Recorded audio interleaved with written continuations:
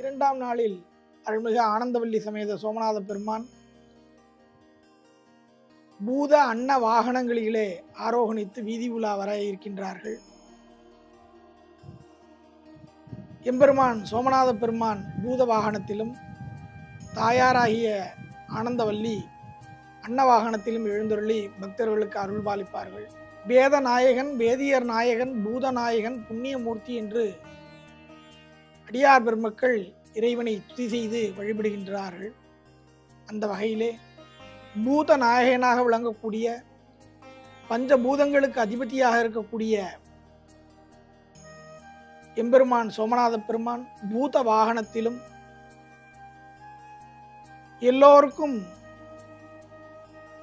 அவர்களுடைய தலையெழுத்தை எழுதுபவர் பிரம்மா. அவருடைய வாகனமாக இருப்பது அன்னம்.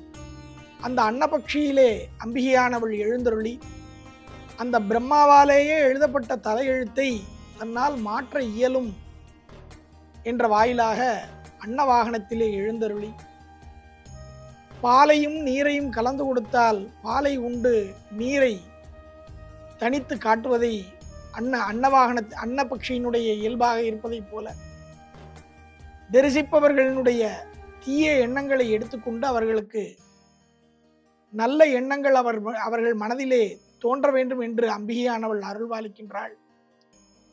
அந்த அற்புதமான பூத அன்னவாகன காட்சியானது இரண்டாம் நாள் திருவிழாவிலே நாம் பெற முடியும்.